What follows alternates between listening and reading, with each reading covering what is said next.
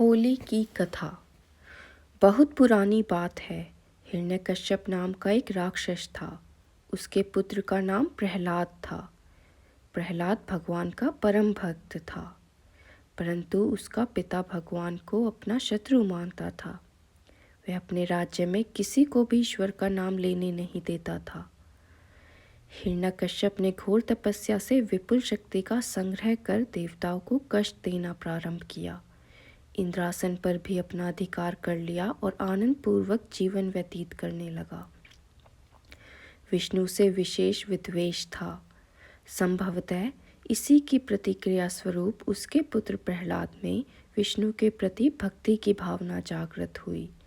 एक बार हिरण्यकश्यप जब अपने पुत्र की शिक्षा के संबंध में जानने के लिए उसके गुरु के पास गया, तब उसने अपने पुत्र की भक्ति की भावना का ज्ञान हुआ। उसने अपने पुत्र को ईश्वर का नाम लेने से मना किया, परंतु प्रहलाद को ईश्वर भजन से न रोक सका। इस पर क्रोधित होकर उसने प्रहलाद को सर्पों की कोठरी में बंद करवाया, पहाड़ से गिरवाया, हाथी के सामने डलवाया, परंतु वह उस भक्त का कुछ न बिगाड़ पाया। अंत में उसने आदेश दिया कि मेरी बहन होलिका को बुलाओ और उससे कहो कि वह प्रहलाद को अग्नि में लेकर बैठ जाए, जिससे प्रहलाद जलकर मर जाएगा। होलिका को ऐसा वरदान मिला हुआ था कि अग्नि उसको जला नहीं सकती थी। अतः भाई की आज्ञा से वह भक्त प्रहलाद को गोद में लेकर आग के ऊपर बैठ गई, लेकिन प्रहलाद का बाल भी बाका न हुआ और होलिका जलकर भस्म हो गई।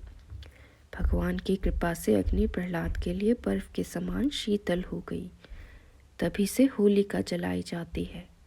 इधर जब हिरण्यकश्यप को पता लगा कि प्रहलाद तो बच गया और होलिका जलकर भस्म हो गई है, तो अंत में निराश हिरण्यकश्यप ने क्रोधित होकर प्रहलाद को एक लोहे के खंभे से बांध दिया और पूछा, बोल, कहाँ है तेरा भगवान जिसकी तू हमेशा रट लगाए रहता है?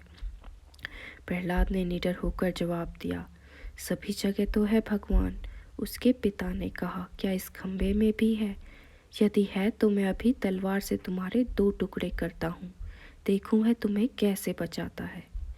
यह कहकर जैसे ही हिरण्यकश्यप ने प्रहलाद को मारने के लिए तलवार उठाई, भगवान विष्णु ने खंभे को फाड़ नरसिंह रूप में अवतरित हो अपनी जांघों पर बैठाकर हिरण्यकश्यप का नखों से पेट फाड़ कर वध कर दिया और प्रहलाद के प्राणों की रक्षा की।